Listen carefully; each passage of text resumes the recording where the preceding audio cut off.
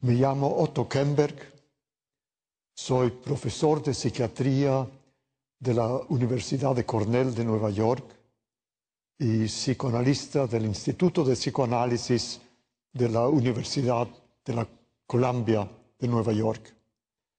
También dirijo un instituto de investigaciones de trastornos graves de la personalidad de la Universidad de Cornell en Nueva York y les contaré más sobre eso un poco más adelante. Les estoy hablando en español, pero debo advertirles que mi español tiene sus problemas porque nací en Viena, Austria, de donde tuve que huir con mi familia después de la invasión de Austria por la Alemania nazi. Nos fuimos a Chile, donde viví toda mi adolescencia y ya de adulto también. Estudié en la escuela, el colegio, la universidad, estudié psiquiatría, medicina, por supuesto, y psicoanálisis. Y solo después me dirigí a los Estados Unidos para poder especializarme en estudios de investigación sobre trastornos de personalidad y seguir mis estudios en psiquiatría y en psicoanálisis. Me he dedicado a investigación científica dentro de esos campos y también me he preocupado de problemas organizacionales del psicoanálisis internacional.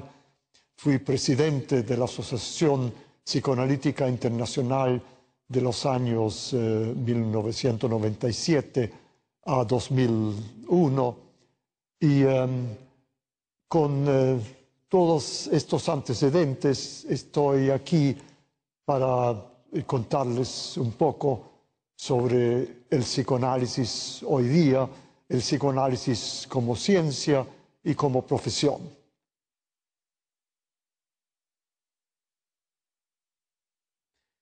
Quiero presentarles 3 casos que nos van a permitir entender algunos de los problemas, de los fenómenos que estudia el psicoanálisis. El primer caso es de una mujer joven, muy atractiva, pero con una expresión ansiosa y preocupada, y cuyo problema es una actitud tan dependiente e insegura con el hombre con quien ella tiene una relación que afecta la relación amorosa. Lo mismo le ha sucedido en relaciones anteriores. Cada vez que está metida con un hombre, está preocupada que la van a dejar, que ella no es suficiente, no es adecuada para él, y esta inseguridad la persigue.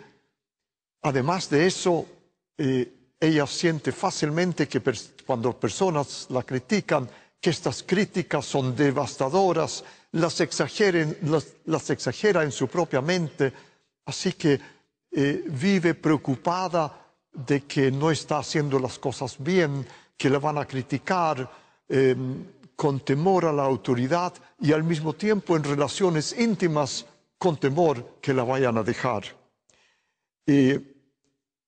En la historia de esta mujer, lo que llama la atención es una relación con su madre difícil, una mujer muy estricta, seria, exigente, que crónicamente pasaba criticando a su hija, dándole la sensación que si no hacía lo que se esperaba de ella, la mamá estaría sumamente enfadada, entristecida y se retiraría de ella. El padre, más afectuoso, menos crítico, menos duro, estaba ausente muchas veces por su tipo de trabajo, vendedor viajero, y no alcanzaba a compensar esta experiencia crónica a que estaba sometida. En el tratamiento psicoterapéutico de esta mujer se vio muy claramente que su temor a que el hombre con que ella tenía una relación la dejara era una expresión lógica de su propia tendencia autocrítica excesiva y que ella tendía a atribuir a él también. Es decir, ella proyectaba su propia tendencia autocrítica, que a su vez era consecuencia de la internalización de esta actitud tan crítica que su mamá tenía con ella. Ella entonces, proyectándola al hombre con quien tenía una relación amorosa, le daba la sensación que él se iba a desilusionar de ella, que él la iba a dejar, y esa preocupación constante de ser abandonada. Había una necesidad de dependencia frustrada crónicamente por ese temor al abandono.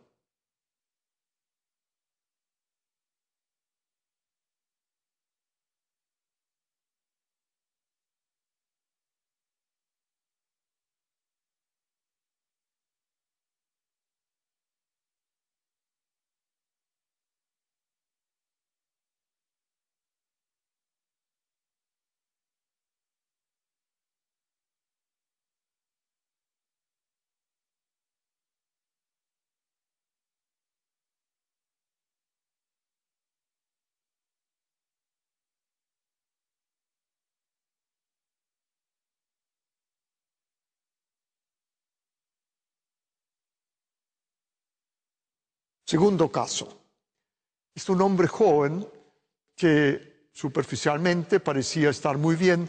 Por el contrario, era un hombre sumamente amable, a veces excesivamente amable, como que no podía ponerse suficientemente firme, pero si se le contrariaba, esto podía cambiar a una actitud opuesta en que de repente estallaba en rabia, especialmente en situaciones con autoridad, autoridades escolares, los profesores, supervisores, y entonces oscilaba entre actitud de sometimiento o de protesta violenta, lo que le había creado problemas en el colegio, problemas con la autoridad. Y en la historia de este hombre, lo que era muy claro era un padre muy dominante y exigente, y al mismo tiempo intolerante de cualquier conducta rebelde de su hija, de su hijo. Y ese padre tan controlador y exigente y autoritario obligó a este joven o a someterse, comerse la rabia, o de vez en cuando estallar con la consecuencia de castigos serios.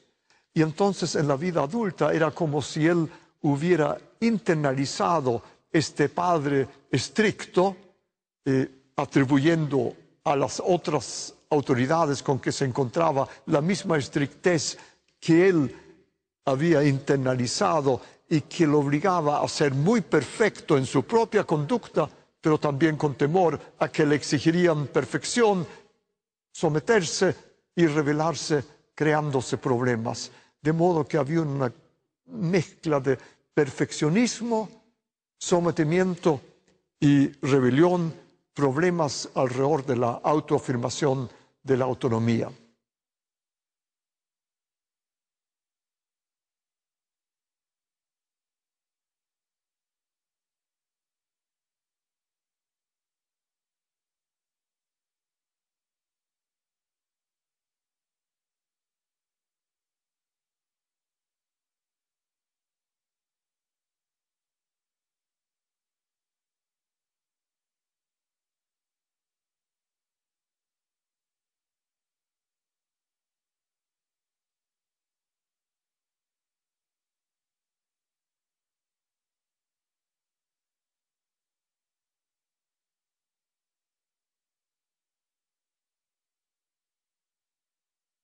Tercer caso. otro hombre joven, aparentemente muy bien en todo, excepto en un serio problema en sus relaciones amorosas. En la experiencia íntima con su novia, a quien él adoraba, era la mujer perfecta, la idealizaba, se sentía feliz de haber encontrado el amor de su vida, pero en la vida íntima en que ella esperaba un acercamiento sexual más completo, él no podía funcionar.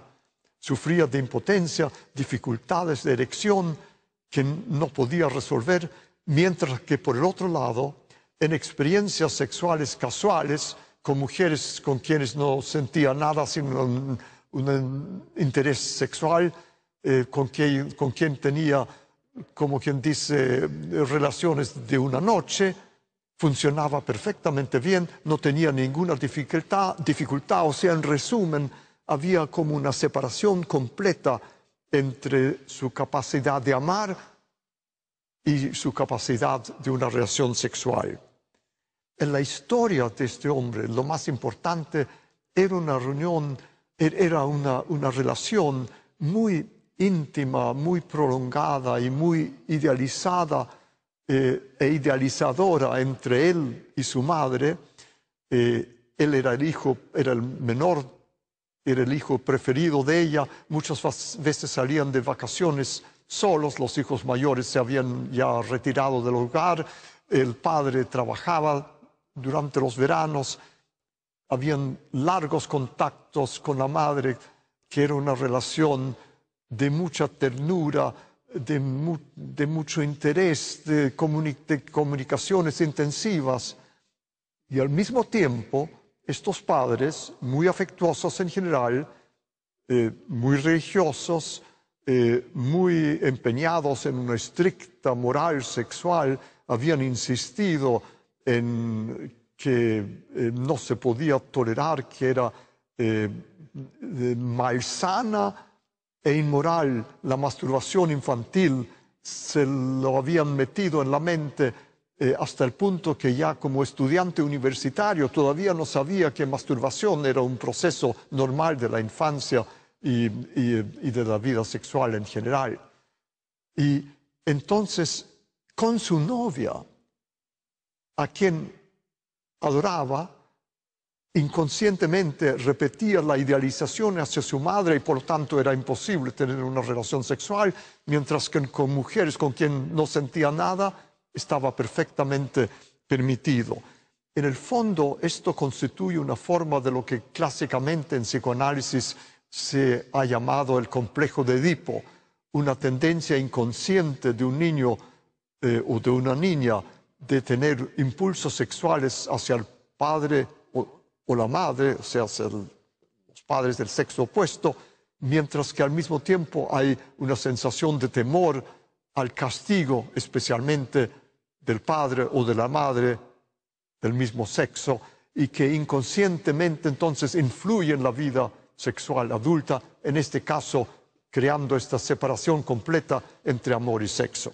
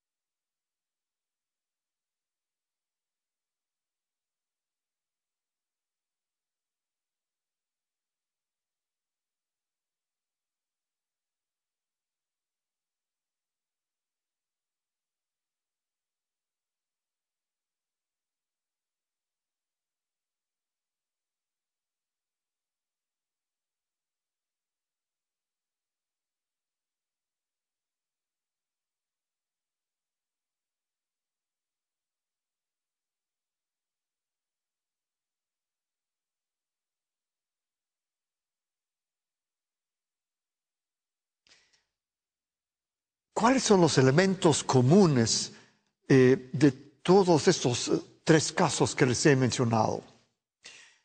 En todos los casos, tenemos que ver con conflictos profundos, por un lado, entre deseos, aspiraciones, profundas necesidades de la infancia, y por el otro lado, temores, angustias, prohibiciones, sentimientos de culpa, porque estos sentimientos, estos deseos, parecen peligrosos, prohibidos en forma realista o no real. ¿De qué tipo de sentimientos, deseos, necesidades se trata? En los tres casos que hemos visto, claramente, en el primero, la mujer que tenía miedo que la iban a abandonar, de profundos deseos de dependencia, de no ser abandonado, de cercanía e intimidad, que se veían amenazados por la sensación de no estar portándose como lo esperaba la persona querida. De modo que, por un lado, había un deseo de dependencia, de intimidad, y por el otro el temor de ser rechazado por no ser aceptable a la persona que uno quería. En el segundo caso, la necesidad de autoafirmación, de poder expresar libremente y afirmar los propios deseos, y el peligro de que esto creara la reacción del padre de este joven autoritario que no toleraba ninguna rebelión, ninguna independencia. Así que el conflicto era entre afirmación de sí misma, entre autoafirmación, autonomía, independencia, por un lado, y castigo, prohibición, dominio por el otro.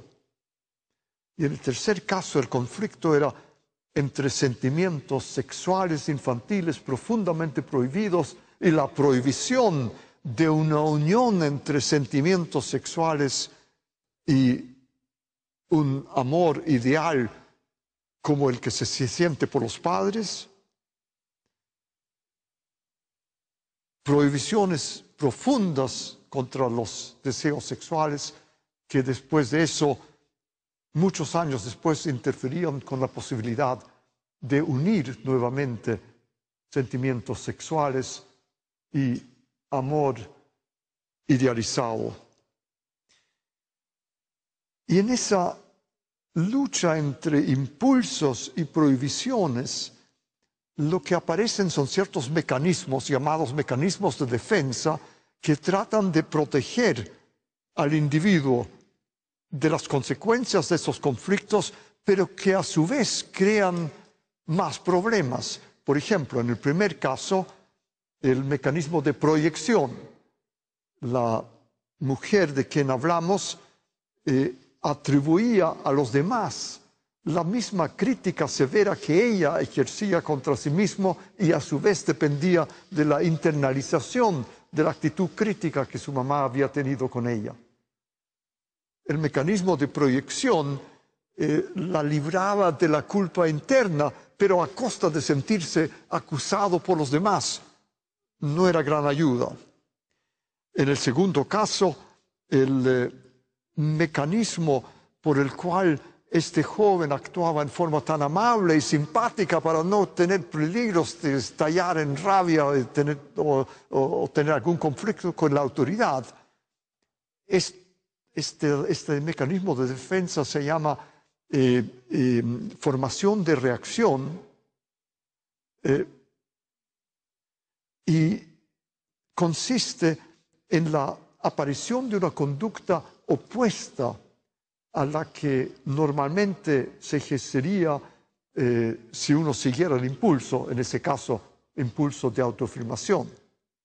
Y en el tercer caso, vimos que había otro mecanismo, una separación total entre amor y sexo, lo que se llama escisión, una escisión con el fin de evitar los conflictos entre amor y sexo, pero con la consecuencia de que más todavía se afectaba la vida de ese joven que no podía juntar la relación amorosa y sexual con la mujer que él quería. Freud originalmente, al ver todos estos fenómenos, los reunió en una posición teórica, en una proposición de una teoría general de las pulsiones, y propuso que hay dos pulsiones fundamentales. Por un lado, libido, o la pulsión erótica o la pulsión de vida, que contiene todos los sentimientos y deseos eróticos, de amor, de dependencia. Y por otro lado, agresión o la pulsión de muerte, que comprendía todas las reacciones negativas de rabia, odio, venganza, desprecio, envidia, asco. Y frente a estas pulsiones fundamentales se erguían los mecanismos de defensa, y al final, con conflictos profundos entre realidad y pulsión, las defensas a su vez complicaban la situación, creando dificultades, distorsiones, inhibiciones en la vida del adulto.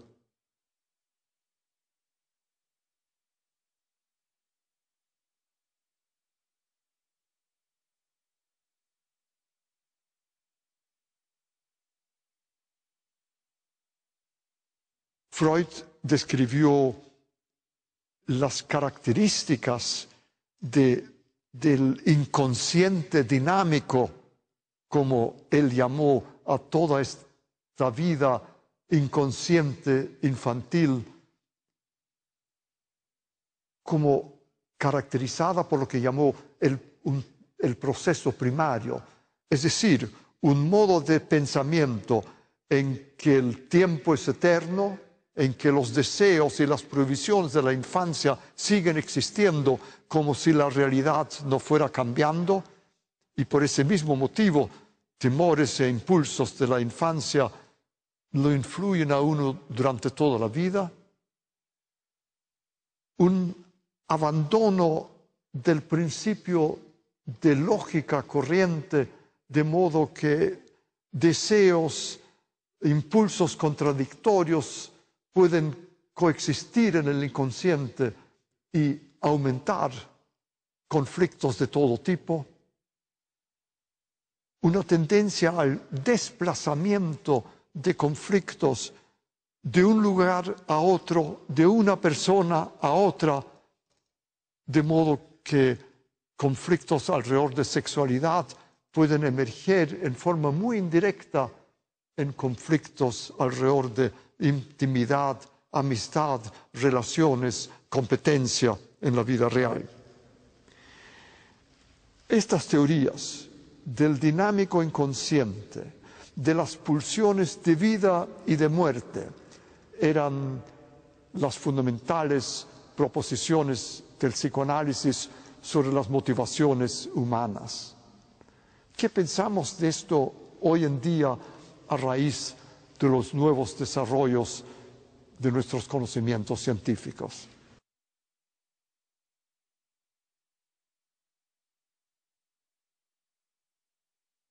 Veamos cuáles son los desarrollos dentro de la neurobiología contemporánea y cómo se relacionan estos desarrollos y estos hallazgos con la teoría psicoanalítica de las pulsiones. Muy resumidamente, lo que sabemos hoy en día es que el cerebro funciona en general dividido en dos grandes sistemas. Esto es una simplificación, pero para el caso suficiente. Uno es la corteza cerebral.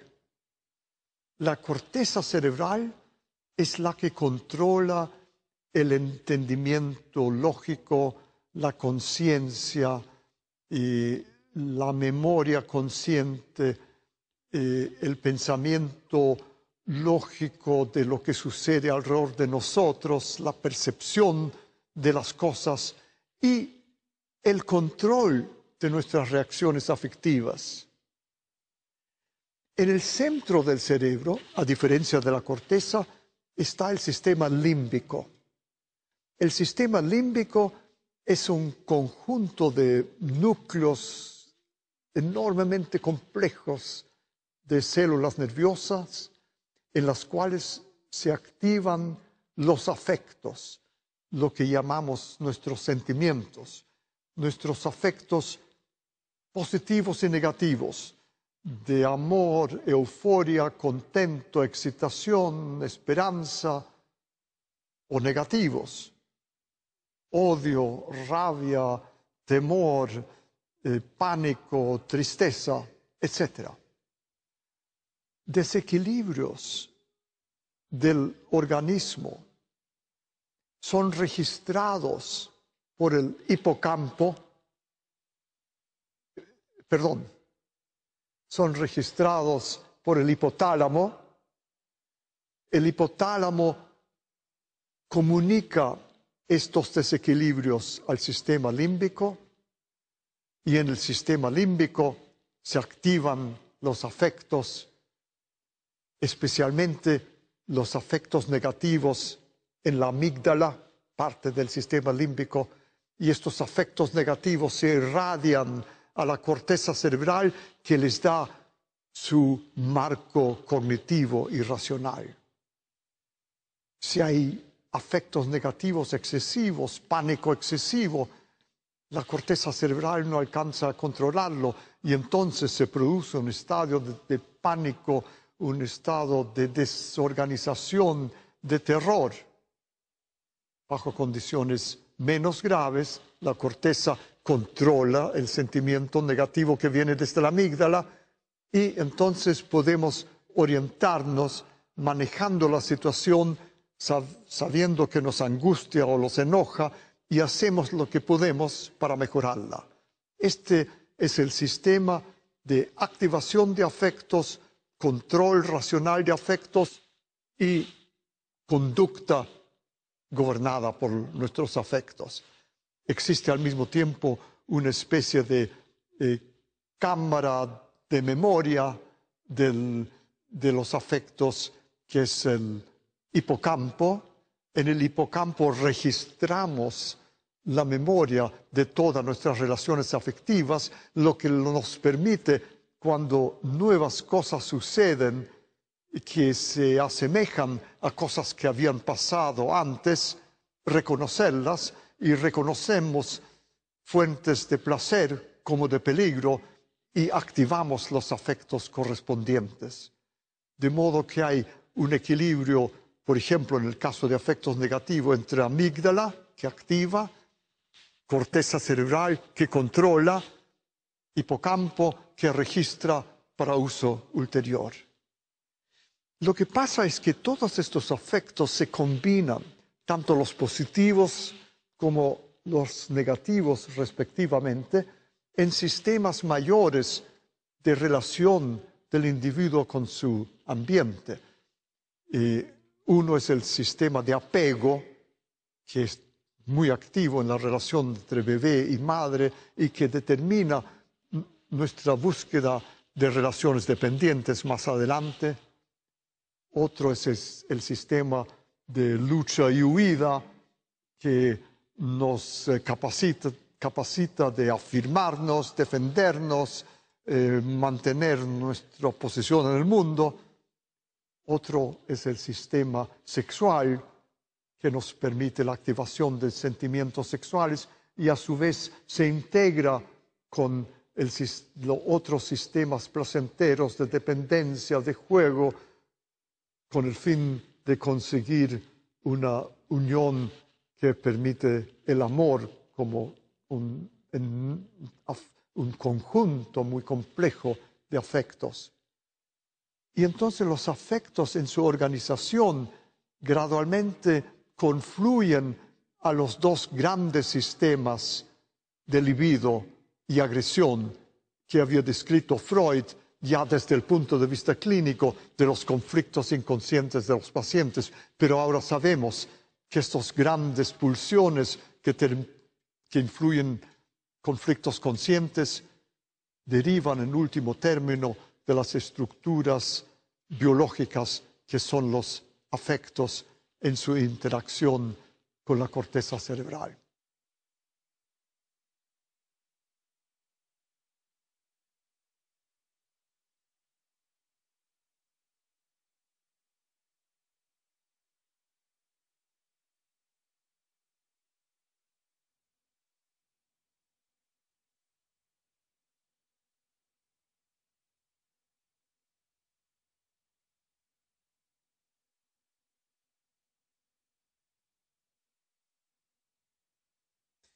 Nos acercamos al punto en que todos estos sistemas y aparatos se reúnen en el momento del nacimiento del bebé, cuando todos estos sistemas entran en acción.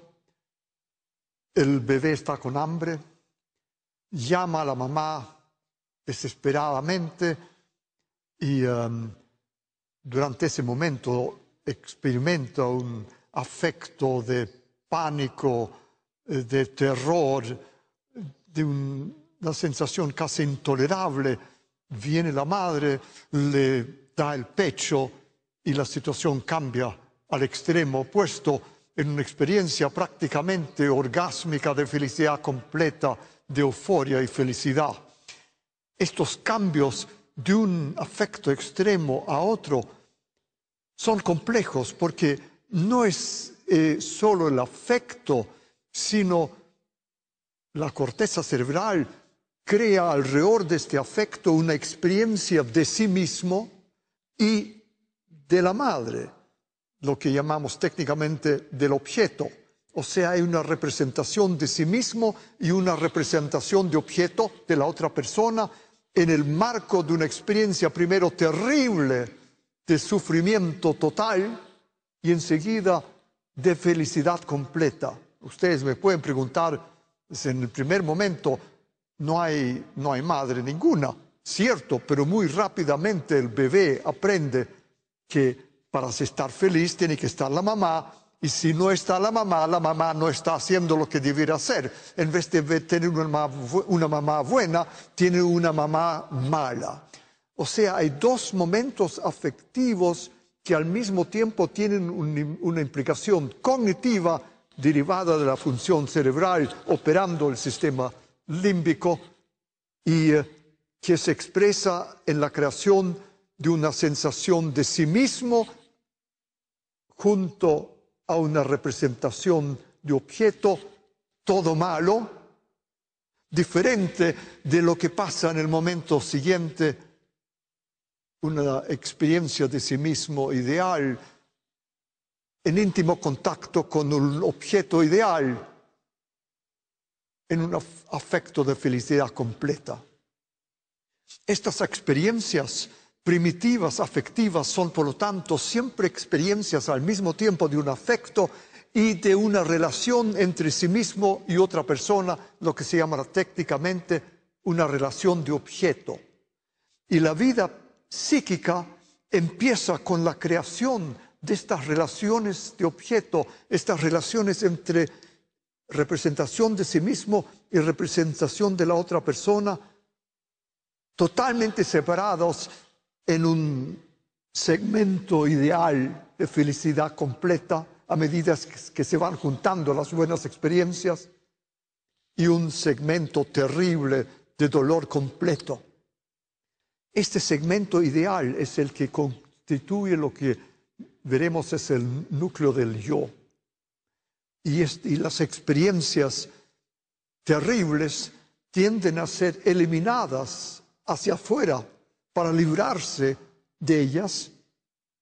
Gradualmente tienden a ser atribuidas al mundo exterior en una forma de proyección proyección de un mundo malo que enseguida lo acompaña a uno como un mundo persecutorio. O sea, hay un segmento de la mente idealizado y un segmento de la mente persecutorio que existen en paralelo. Y hay una serie de mecanismos primitivos para aumentar el segmento idealizado y proteger al bebé de estos segmentos terribles. Esto es una primera fase de desarrollo que se llama la fase esquizoparanoidea. Esquizo por la separación, el clivaje. Paranoideo por la desconfianza de este mundo terrible derivado de la proyección. A medida que crece el bebé, esto se transforma y el predominio de buenas experiencias llevan gradualmente a tolerancia del mundo malo y a la posibilidad de reconocer que la mamá ideal del mundo bueno y la mamá terrible del mundo malo es la misma mamá. Y el bebé bueno del mundo ideal y el bebé terrible del mundo persecutorio es el mismo bebé. Se produce una integración de un concepto de sí mismo y una integración del concepto de las otras personas. Cada persona se integra de sus dos manifestaciones extremas contradictorias. Y en ese proceso el bebé se reconoce que también que toda la rabia, todo el odio que tuvo la mamá mala, es a la misma mamá que también es la mamá buena. Entonces aprende a integrar sus afectos, a integrar sus imágenes de sí mismo y a integrar la imagen de la mamá y después de las otras personas. De modo que la fase esquizoparanoidea se transforma gradualmente en una nueva fase que se llama la fase oposición depresiva.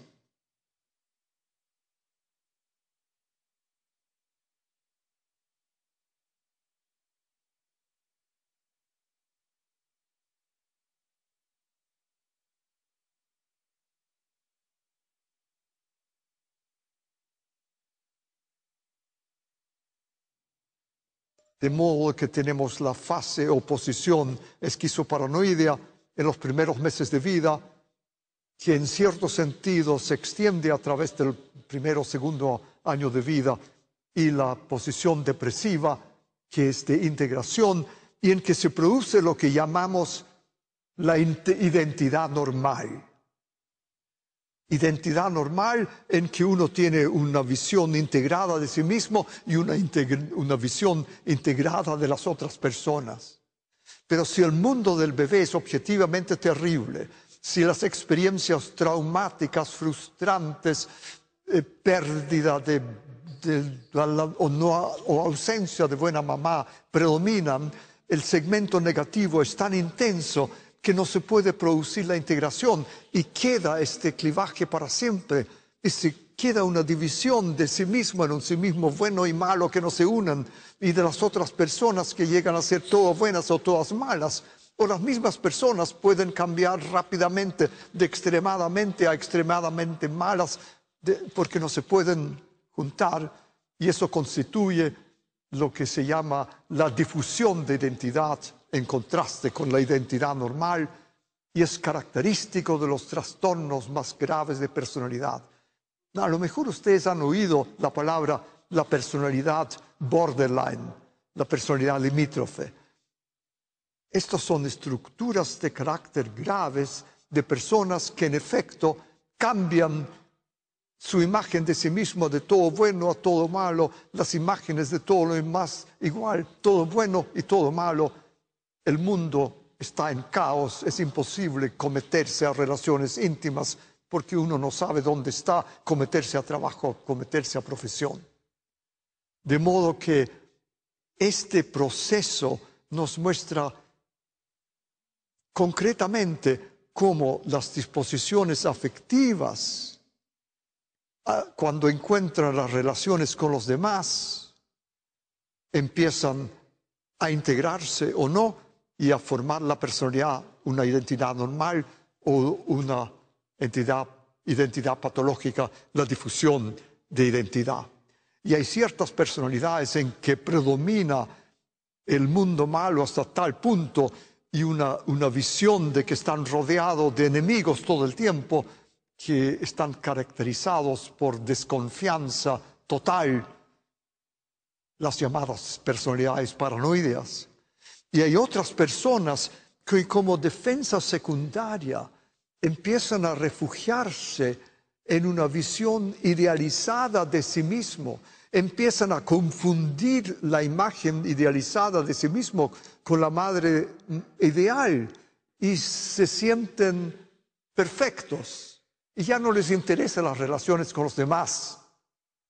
Estas son las llamadas personalidades narcisistas, que no tienen capacidad de realmente amar a otras personas, son grandiosos, omnipotentes, prepotentes y solo en momentos de fracaso todo esto se derrumba y entonces tienen terribles sentimientos de inferioridad y de fracaso.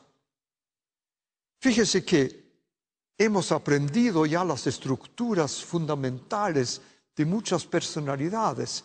La personalidad depresiva de esa mujer que tenía miedo que todos la iban a abandonar.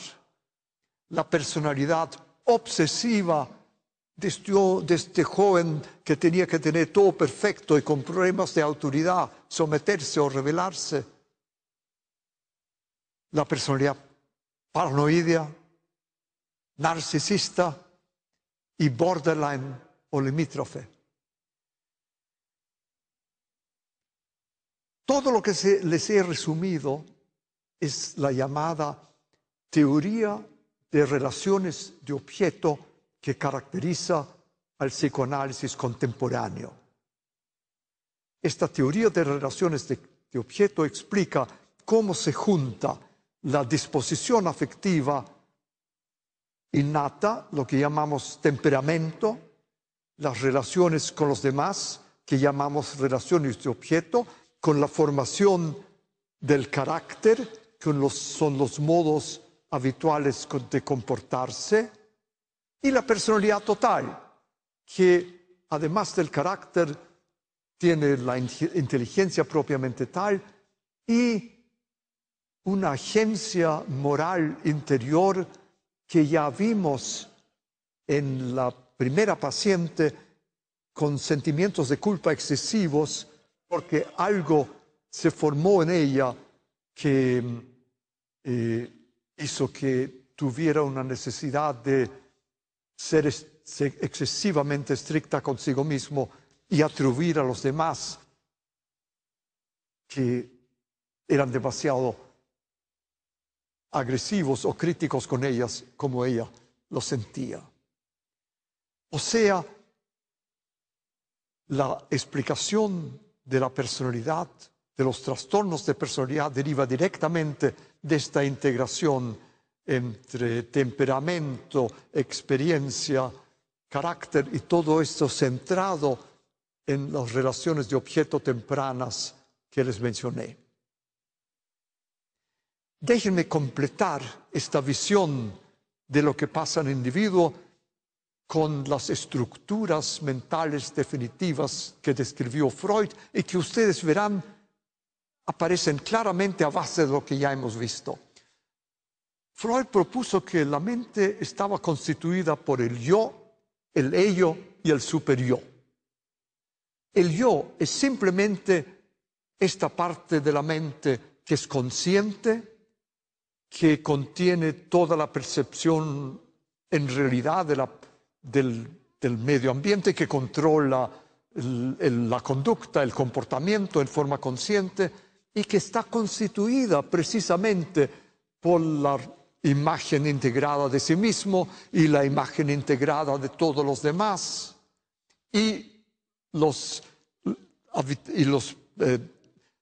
patterns habituales, los modelos habituales de la interacción que constituyen el carácter.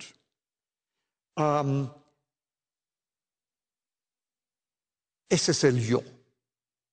El ello, para Freud, es el conjunto de todas las pulsiones primitivas, reprimidas, intolerables, escindidas, disociadas, y que ahora podemos entender como todas estas relaciones primitivas entre sí mismo y otra persona, bajo la influencia de afectos extremadamente negativos que no se pueden tolerar, generalmente agresivos, pero también sexuales, por las prohibiciones de la sexualidad infantil.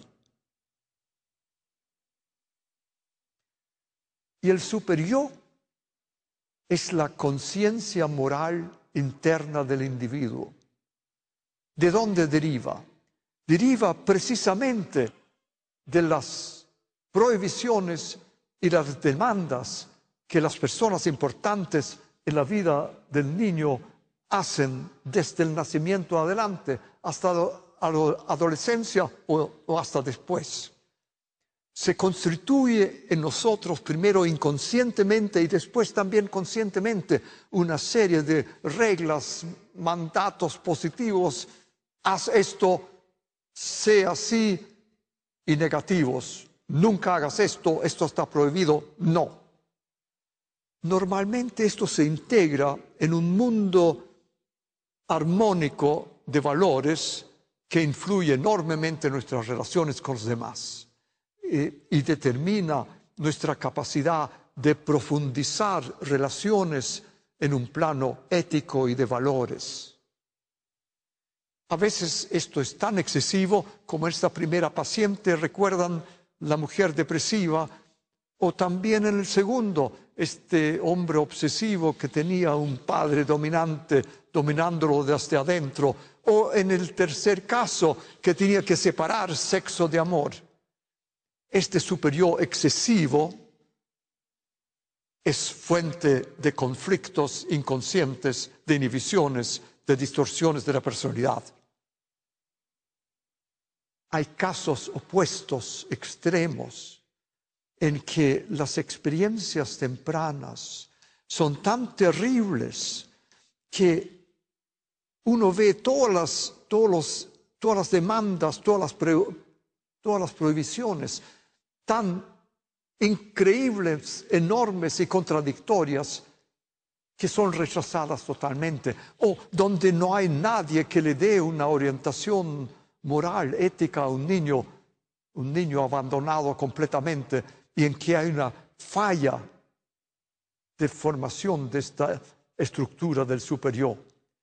O personalidades que acabo de mencionarles, narcisistas, tan grandiosas, que ellos lo saben todo, ellos determinan su propia moral, mandan al diablo lo que digan los demás, y que también pueden tener una falla del superyo. Y cuando esto es extremo, se producen personalidades que no son capaces de regirse por una moral habitual, normal, que empiezan a tener conducta antisocial y bajo extremos llegan a ser individuos antisociales y criminales, muchas veces con disposición a adicciones, a droga, alcoholismo, conductas antisociales graves, y que clínicamente son representadas por la llamada personalidad antisocial.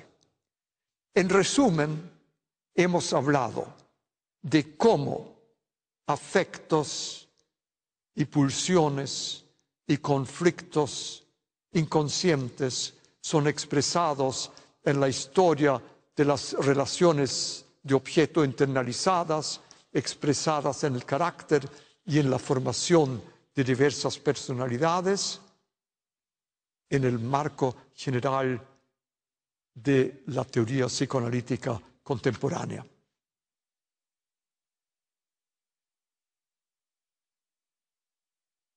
Pasamos a hablar de tratamiento, el psicoanálisis como tratamiento. En primer lugar, cuando hablamos de psicoanálisis como tratamiento hoy en día, ya no hablamos solamente del psicoanálisis clásico de que ustedes puedan haber oído, de 4 sesiones por semana o 3 sesiones por semana o 5 sesiones por semana. Eso varía de país en país y todavía no sabemos exactamente cuál es la frecuencia ideal, pero en todo caso es entre 3 y 5 sesiones por semana con una técnica muy específica.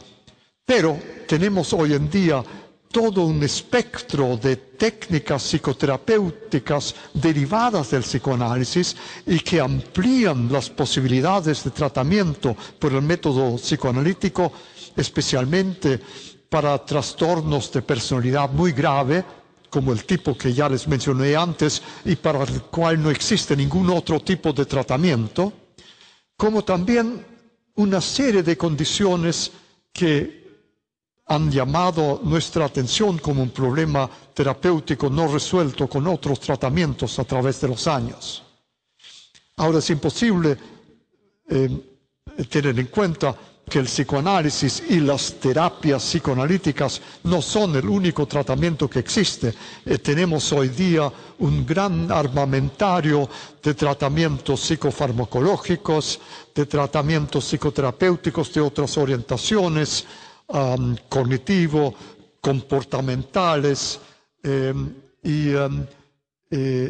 es importante entonces que en cada caso uno evalúe cuál es el tratamiento más indicado. Ya esto es el problema del especialista.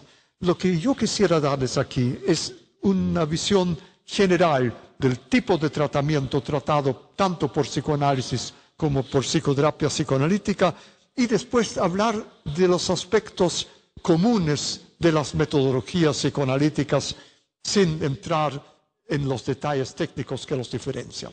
Primero, entonces, ¿qué tipo de condiciones se tratan con los tratamientos psicoanalíticos? Muy especialmente ciertos síntomas, depresiones crónicas de tipo caracterológico, no la depresión mayor de la enfermedad maníaco-depresiva, que hoy en día se trata mucho mejor con medicamentos, pero las depresiones caracterológicas requieren tratamientos psicoterapéuticos y el psicoanálisis es una indicación ideal. Lo mismo que para trastornos de angustias crónicas, especialmente angustias crónicas que no pueden ser resueltas por los tratamientos habituales psicofarmacológicos y que están arraigados profundamente en la personalidad. Trastornos sexuales, inhibiciones sexuales. ¿Recuerdan el caso que les mencioné de disociación entre sexo y amor? Todos los problemas de inhibición de la capacidad de amar, de la inhibición de la capacidad de unir sexo y amor, son indicaciones especiales para el psicoanálisis y indicaciones que en realidad muchos de ellos no pueden ser reemplazados ni acercados por ningún otro tipo de tratamiento. Hay pacientes que tienen llamados de síndromes de conversión, síntomas físicos que están basados en el significado simbólico de la función física que está alterada, derivado de conflictos inconscientes. Muchos de estos pacientes requieren tratamientos de tipo psicoanalíticos y la indicación más importante son trastornos de personalidad de todo tipo, especialmente trastornos de personalidad suficientemente graves como para afectar la vida de los pacientes, la vida amorosa, la vida de trabajo, la vida social, la creatividad. Y los trastornos muy graves, caracterológicos, con difusión de identidad, ustedes ya saben lo que significa eso, graves trastornos de las funciones en la vida cotidiana que llevan complicaciones como alcoholismo, trastornos del apetito, conducta antisocial, tendencias crónicas a suicidio sin depresión, suicidio como un problema caracterológico, tienen indicaciones especiales para el psicoanálisis. Ahora, ¿cuál es la metodología general del tratamiento? Y estoy hablando aquí en conjunto de psicoanálisis estándar clásico como de psicoterapias psicoanalíticas. el método más importante es el análisis de la transferencia. ¿Qué es la transferencia? La transferencia es la repetición de los conflictos inconscientes antiguos transformados en trastornos de patrones conductuales y que se manifiestan precisamente en alteraciones de la conducta en relaciones íntimas, en relaciones de trabajo, en relaciones sociales, en la vida en general, el tiempo libre, la capacidad o la incapacidad de gozar de la vida. Todos esos patrones de conducta patológicos que representan conflictos inconscientes no resueltos tienden a reactivarse en toda ocasión que se les permite activarse. Es decir, hay una tendencia a la repetición de los problemas no resueltos, una tendencia a la repetición que existe todo el tiempo en todas las personas, pero que está oculto por las interacciones que tenemos todos entre todos y que nos fuerzan a cierta normalidad. En el tratamiento psicoanalítico, por el contrario, tratamos que el paciente tenga una libertad total de manifestarse en todos sus sentimientos, en todas sus tendencias, en la relación con el analista, en la relación con el terapeuta, y lo hacemos con el método de la libre asociación. Decimos al paciente que nos diga todo lo que pasa por su mente, sin venir con temario previo, sin tratar de suprimir nada. Le ofrecemos un ambiente constante. El análisis clásico, el diván, el analista está detrás con el fin de disminuir a un máximo todo tipo de estímulos exteriores y mantener una atmósfera constante en que la vida interior y de fantasía pueda exteriorizarse, y en las psicoterapias psicoanalíticas en que el terapeuta ofrece al paciente hablar libremente y también mantiene una actitud constante, no hablar sobre sí mismo, sino sobre el paciente, mantener una actitud natural, pero objetiva, lo que llamamos estar en rol de terapeuta, y estudiar las fantasías del paciente con una atención a todo lo que el paciente nos cuenta, con la experiencia que Freud descubrió de que al hablar libremente de todo lo que pasa por su mente es casi inevitable que surjan contenidos más profundos que reflejan los conflictos inconscientes y que al mismo tiempo activan la tendencia de actuar esos conflictos en la relación con el terapeuta. El terapeuta que no reacciona con la reacción normal de toda persona, que la tratan de cierta manera y que responde. Si alguien nos trata de una manera agresiva, pues respondemos agresivamente. Nos trata en forma seductora, puede que actuemos rechazando o siendo seducidos. Si nos trata en una actitud explotadora, pasiva, parasitaria, puede que nos retiremos aburridos. Es decir, tendemos a responder a ciertas conductas, pero el terapeuta recoge la sensación de lo que el paciente está provocando sin responder a eso. Es decir, utiliza sus reacciones emocionales frente a las reacciones emocionales que se producen en el paciente, lo que llamamos la contratransferencia, y estudia esta contratransferencia, su reacción emocional momento a momento, para comprender mejor lo que el paciente está induciendo en él. Entonces, estudiamos al paciente con lo que nos cuenta y el significado inconsciente de lo que nos cuenta, con la conducta no verbal que manifiesta en la sesión y la contratransferencia. Y esos tres elementos en conjunto gradualmente nos dan una noción de los conflictos inconscientes más profundos manifestados en patrones dominantes. Por ejemplo, la primera paciente que le mencioné probablemente pronto sentirá que el terapeuta o el analista no se interesa, el analista la abandona, desesperada para el hecho que el analista la quiera, con la sensación de frialdad, indiferencia. replicando la conducta que tuvo ella con su mamá y que está al origen de sus dificultades. Pero la cosa es más compleja, porque esos pacientes reproducen no solo su propia actitud frente a los parientes, frente a los padres o las personas que causaron o participaron en los conflictos, sino inconscientemente tienden a identificarse con esas personas que fueron traumáticas y proyectar su propia experiencia al terapeuta, de modo que a veces lo que sentimos es lo que sintió el paciente que lo trataron como él nos está tratando ahora.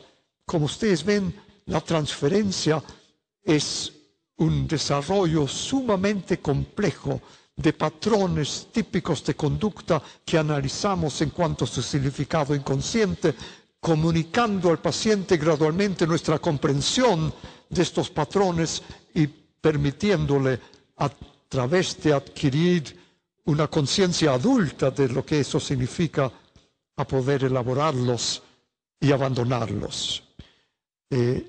Un aspecto muy útil en ese sentido es el análisis de los sueños. Ya he mencionado el significado inconsciente que se produce a través de expresar todas las fantasías que nos da el contenido manifiesto de los sueños, y la libre asociación nos permite mucho más todavía analizar sueños en la relación con el terapeuta, y el análisis de sueños, el análisis de la conducta, el análisis de las asociaciones, el análisis de la contratransferencia, todos se combinan en dar una visión en profundidad de las relaciones de objeto patógenas del pasado que se han fijadas en el carácter del paciente, activados en la transferencia, de modo que el análisis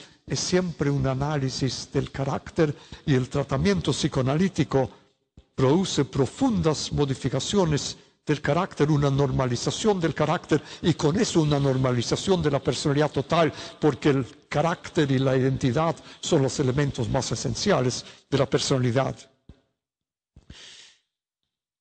Eso, en resumen, es la descripción del tratamiento analítico. Es bastante más difícil y complejo de lo que acabo de decirles, pero creo que en esencia ese es el método que exige años de aprendizaje y en que se especializan particularmente psicólogos y psiquiatras con el interés en esa subespecialización de esas profesiones respectivas. Quiero decirles unas pocas palabras sobre investigaciones recientes sobre tratamiento psicoanalítico, investigaciones con el fin de mejoría constante de nuestra comprensión de patología, de nuestra comprensión de técnica y de la eficiencia del tratamiento.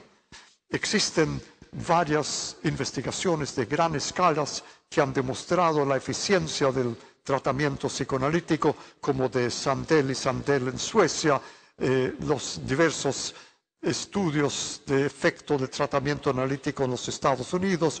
Uno de ellos ha sido el estudio de la Fundación Menninger, en que participé personalmente, y que demostró que para pacientes muy graves es preferible tratamiento con psicoterapia psicoanalítica, mientras que con trastornos de personalidad más leves el psicoanálisis es efectivo.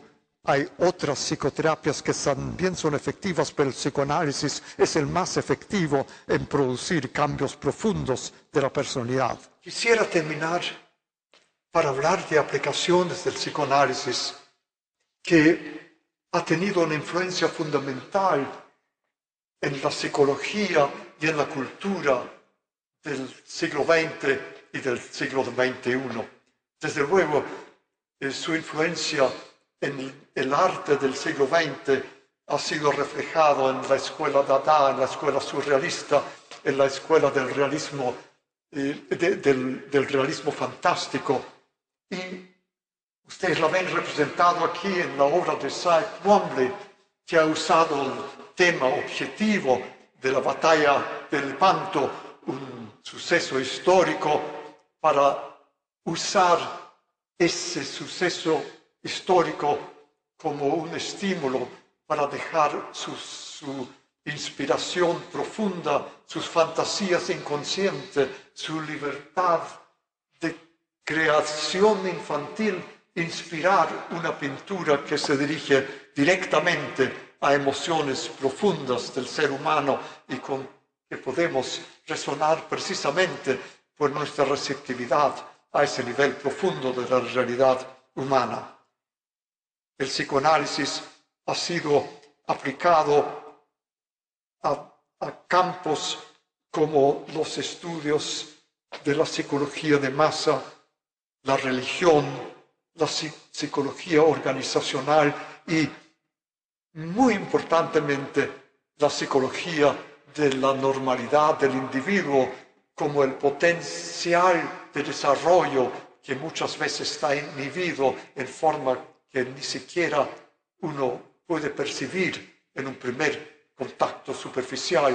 Y hablamos de normalidad para hablar de la capacidad de cometerse y de gozar con la creatividad del trabajo de una profesión, cometerse a una relación de amor profunda en que amor, ternura y sexualidad se puedan integrar, la capacidad de la amistad profunda y de una vida social rica, de combinar independencia y autonomía con una capacidad de dependencia normal. En este sentido, el psicoanálisis ha sido un estímulo para no quedarnos en las restricciones ordinarias, pero para buscar cada vez más ampliar la creatividad y el gozar de la vida del ser humano. Muchas gracias.